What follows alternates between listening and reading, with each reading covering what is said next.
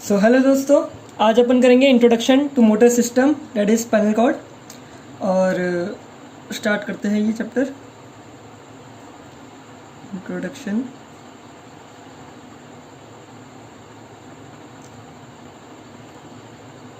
Introduction to motor system that is spinal cord. तो actually होता क्या है, मतलब जो भी स्पाइनल कॉर्ड पे जो भी अपने मतलब आर्क्स बन रहे, रिफ्लेक्स बन रहे, तो वो एक्चुअली सिंपल रिफ्लेक्सेस होते हैं।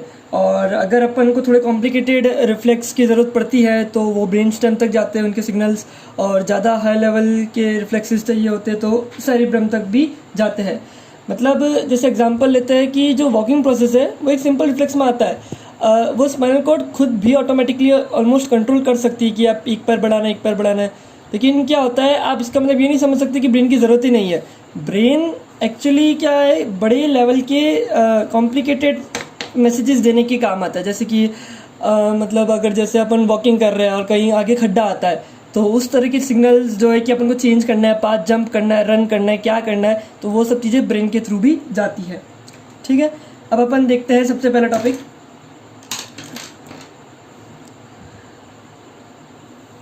Organisation of spinal cord for motor function.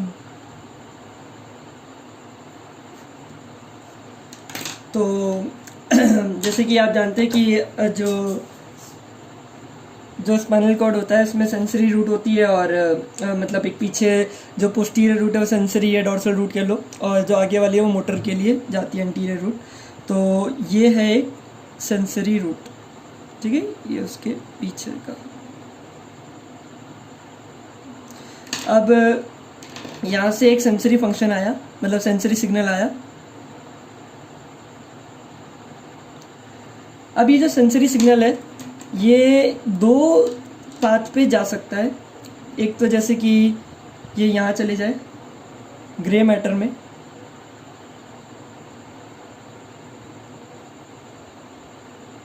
या फिर ये अलग पाथ लेके असेंडिंग और डिसेंडिंग भी जा सकता है। और ये फाइबर्स कौन से ले जाते हैं, प्रोप्रियो स्पाइनल फाइबर्स, ठीक है। और ये कहाँ ले जाएंगे, high levels of brain stem में, ठीक है ना। तो ये होता है मल्टी सेगमेंटल रिफ्लेक्स, मतलब अलग सेगमेंट में जाएगा ना स्पाइनल कॉर्ड के, ऊपर या नीचे, ठीक है ना। जैसे अगर अपन को साइमल्टेनियस मूवमेंट चाहिए, मतलब अपर लिम्ब का और हैंड लिम्ब का, तब ये जैसे इस तरह के फाइबर्स काम आते हैं। और ये जो ग्रे मैटर है ये कौन सा करेगा, लोकल सेगमेंटल रिफ्लेक्स के लिए, ठीक है। और इस ग्रे मैटर में दो सेल्स होते हैं along with sensory relay neuron. Sensory relay neuron के साथ दो सेल्स और होते हैं, कौन से, एंटीरियर मोटर न्यूरॉन, और एक है इंटर न्यूरॉन्स, ठीक है। और इनके साथ साथ रेंशो सेल्स भी होते हैं। ये एक तरह के सेल्स है, ये अभी हमको बताएंगे इसकी क्या ज़रूरत है, ठीक है। तो सबसे पहले बात करते हैं एंटीरियर मोटर न्यूरॉन्स की, ठीक है। तो ये जो एंटीरियर मोटर न्यूरॉन्स है, नाम से ही पता पड़ रहा है, जैसे ये एंटीरियर मोटर, मतलब इनके जो नर्व फाइबर्स है वो लीव कहाँ से करेंगे, leave through anterior root, anterior root से लीव करेंगे। और ये न्यूरॉन्स है ये भी दो तरह के होते हैं, एक होता है अल्फा मोटर न्यूरॉन और एक होता है गामा मोटर न्यूरॉन, ठीक है। तो अल्फा मोटर न्यूरॉन के जैसे अगर एक सिंगल एक्सॉन है और वो बहुत सारे स्केलेटल मसल को सप्लाई कर रहा है, तो टुगेदर एक मोटर यूनिट को मतलब वो एक टुगेदर क्या कहलाती है, motor unit. Single axon innovates different skeletal muscle fibres, तो ये मोटर यूनिट को सप्लाई करता है। और ये किसको करती है, ये गामा मोटर न्यूरॉन किसको करता है, इंट्राफ्यूजल फाइबर्स को। और ये जो इंट्राफ्यूजल फाइबर्स है ये क्या करते हैं, कॉन्स्टिट्यूट, पहले तो ये क्या है, constitute middle of muscle spindle,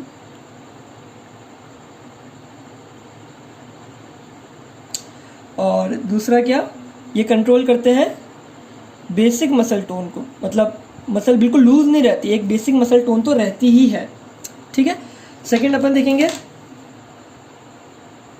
interneurons को,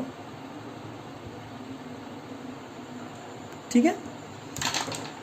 तो ये जो एंटीरियर मोटर न्यूरॉन थे, ये तो ये अपन को कहाँ से, एंटीरियर रूट से निकल रहे थे। और ये जो इंटरन्यूरॉन्स है, ये सारे एरियाज में पाए जाते हैं, dorsal horn, intermediate, anterior horn, ठीक है।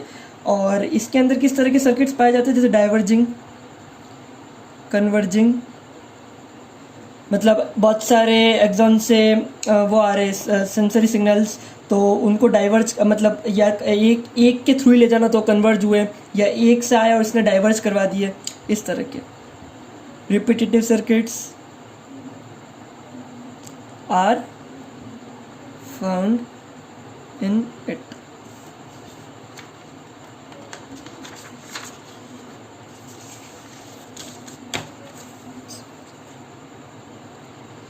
ठीक है। थर्ड है रेंशो सेल्स, मतलब ये भी ग्रे मैटर में है, एंटीरियर मोटर न्यूरॉन, इंटरन्यूरॉन, और उनके अलावा रेंशो सेल्स भी है, ठीक है। अब देखते हैं रेंशो सेल्स ये कहाँ होगा, ये भी एंटीरियर हॉर्न में प्रेजेंट होता है, ठीक है। और जैसे जो एंटीरियर मोटर नर्व फाइबर है, जब उसकी बहुत सारी कोलेटरल ब्रांचेस रेंशो सेल से कनेक्टेड रहती है, तो ये क्या करता है, ये एक इनहिबिटरी सेल्स है that transmit inhibitory signals to the surrounding motor neuron.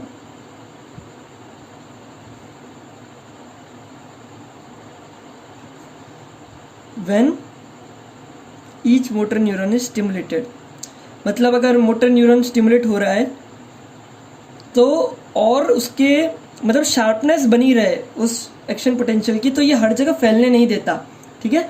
और इस इफेक्ट को क्या कहते हैं, लैटरल इनहिबिशन, ठीक है। तो ये था organisation of the spinal cord. अगर आप अपना अगला टॉपिक देखेंगे, autonomic reflexes in the spinal cord, ठीक है।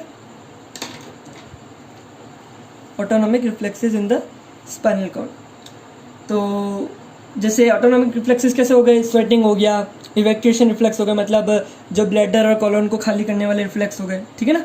तो अब इसका एक कंडीशन है कि अगर ये सारी जो रिफ्लेक्सेस ऑटोनॉमिक वाले, इफ दे इलेक्टेड साइमल्टेनियसली, अगर ये एक साथ हो जाते हैं तो ये क्या प्रोड्यूस करते हैं, मतलब फिर जो पूरा रिफ्लेक्स एक साथ होता है उसको कहते हैं मास रिफ्लेक्स। और ये मास रिफ्लेक्स है, इनके कुछ फीचर्स है, जैसे बॉडी की जो भी स्केलेटल मसल होती है वो फ्लेक्सर स्पाज्म में चली जाती है। सेकंड क्या, जो कोलोन है और ब्लैडर है वो इवैक्यूएट हो जाते हैं। थर्ड क्या है, जो आर्टीरियल सिस्टोलिक प्रेशर होता है वो करीब 200 mm ऑफ Hg तक आ जाता है। और एक और फीचर है दैट इज प्रोफ्यूज स्वेटिंग, पूरा बॉडी में हर जगह स्वेटिंग होती है, ठीक है। तो ये थे, अगर मास रिफ्लेक्स होता है तो क्या रहता है। और अगर ये मास रिफ्लेक्स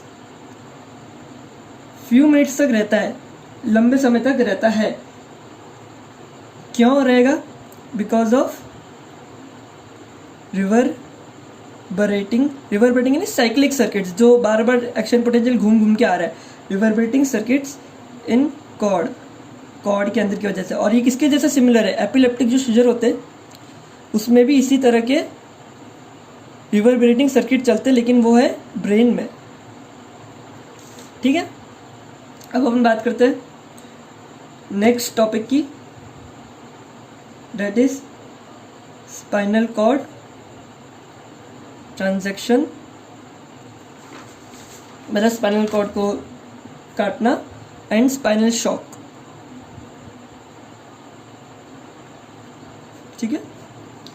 अब जैसे क्या होता है, अगर अपन स्पाइनल कॉर्ड को अपर नेक की यहाँ से काटते हैं तो इसकी वजह से क्या होता है, मतलब सारे रिफ्लेक्सेस बिल्कुल डिप्रेस हो जाते हैं, चल काम नहीं करेंगे, क्योंकि अपन ने ऊपर अपर नेक से स्पाइनल कॉर्ड को काटा। ठीक है, तो क्या है, transaction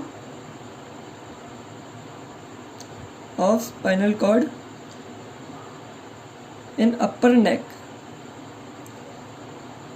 suddenly leads to depression of cord reflexes. ठीक है। अब लेकिन क्या होता है, काटने के बाद भी, बट आफ्टर फ्यू आवर्स से वीक्स तक भी क्या होता है, इट ग्रेजुअली रिगेन एक्साइटेबिलिटी। वो जो स्पाइनल कॉर्ड अपन ने काटी, क्योंकि अब उसको फंक्शन करना है तो वो खुद ही अपनी नेचुरल डिग्री ऑफ एक्साइटेबिलिटी ले लेती है। पूरा अप टू द मार्क नहीं आता, पार्शियली लॉस को पूरा, जैसे क्या लिखा है, but after a few hours और weeks it gradually regains their excitability. पूरा अप टू द मार्क नहीं आता, लेकिन पार्शियली वो मेंटेन करने की कोशिश करती है जो लॉस हुआ है। ठीक है, लेकिन जो रिकवरी है इज इनसफिशिएंट, वो इतनी भी सफिशिएंट नहीं है to bear the weight of person, कि वो पर्सन का वेट उठा सके। इसके लिए क्या होता है कि जो इंसान है वो खुद के दम पे खड़ा नहीं हो सकता, उसको कुछ सपोर्ट चाहिए।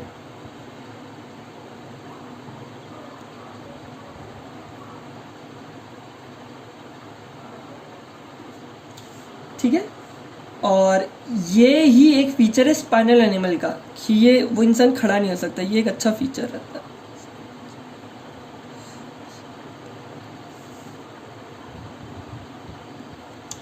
तो ये एक फीचर है स्पाइनल एनिमल का।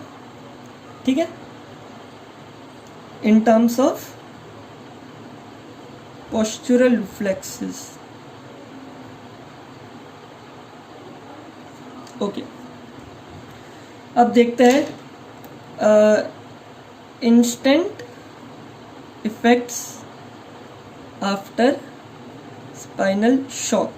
ठीक है, स्पाइनल शॉक के बाद के इंस्टेंट इफेक्ट्स याद रखिए, मैंने लिखा है इंस्टेंट इफेक्ट्स, क्योंकि बाद में तो धीरे धीरे रिकवरी ले ही लेता है, अप टू फ्यू आवर्स और weeks for the partially compensation of the loss. ठीक है, तो क्या क्या इंस्टेंट इफेक्ट्स आएंगे, जो भी स्केलेटल मसल है उसके रिफ्लेक्सेस ब्लॉक हो जाएंगे, और वहाँ पे जो मास रिफ्लेक्स था उसके अंदर क्या हो रहा था, बॉडी के जो स्केलेटल मसल के रिफ्लेक्स थे, मतलब जो बॉडी की स्केलेटल मसल्स थी वो फ्लेक्सर स्पैज्म में चली जा रही थी। और क्या होगा, जो सैक्रल रिफ्लेक्स है for control of bladder and colon, तो मतलब कोलोन इवैक्यूएशन, जो उनको कंट्रोल कर रहा था इजेक्ट करने के लिए, वहाँ से निकालने के लिए, कुछ भी यूरिनेशन के लिए, वो सब क्या होंगे, आर सप्रेस्ड। और वहाँ पे क्या हो रहा था, रिफ्लेक्स एक्टिवेट हो जा रहे थे, उस मास रिफ्लेक्स के अंदर कोलोन और ब्लैडर इवैक्यूएट कर रहे थे। और वहाँ पे आर्टेरियल बीपी 200 mmHg तक जा रहा था, यहाँ पे आर्टेरियल बीपी क्या हो रहा है, फॉल्स हो रहा है। क्यों, due to block of sympathetic activity. ठीक है, अब एक टॉपिक आता है hemisection of the cord, that is Brown Sequard syndrome. लेकिन उसके अंदर क्या आप सबको नॉलेज चाहिए कि कौन सी नर्व जो है स्पाइनोथैलेमिक ट्रैक्ट, कॉर्टिकोस्पाइनोथैलेमिक ट्रैक्ट या पोस्टीरियर कॉलम, वो कहाँ से कहाँ जा रही है, तो वो हम आपको अगली वीडियोस में बताएंगे, तब आपको ब्राउन सीक्वेट सिंड्रोम क्लियर करेंगे वहाँ पे। अब अपन देखेंगे डिसऑर्डर्स, लास्ट टॉपिक है डिसऑर्डर्स ऑफ स्पाइनल कॉर्ड। ठीक है, पहला कौन सा है, टेबिस डोर्सालिस। अभी जो टेबिस डोर्सालिस है, ठीक है, नाम से पता पड़ रहा है डोर्सालिस, तो कुछ ना कुछ डोर्सल से रिलेटेड होगा। तो ये क्यों होता है, due to demyelination of dorsal columns. ठीक है, और ये रिजल्ट ये इसलिए भी होता है क्योंकि अगर स्वाइफिलिस हुआ है किसी को, स्वाइफिलिस अगर वो अनट्रीटेड रहता है तो अनट्रीटेड स्वाइफिलिस। ठीक है, और ये डॉर्सल कॉलम है, ये मैंने लिखा ना यहाँ डॉर्सल कॉलम है ना, ये क्या करते हैं, कैरी, और इसके बारे में हम आपको आने वाली वीडियोस में बताएंगे, carry sensation of fine touch, vibration और वाइब्रेशन एंड पोजीशन। ठीक है, और इसके फीचर्स फिर क्या क्या रहेंगे, इसका जो कैरेक्टरिस्टिक फीचर है कहला, that is high stepping gait, ये इसका कैरेक्टरिस्टिक फीचर है।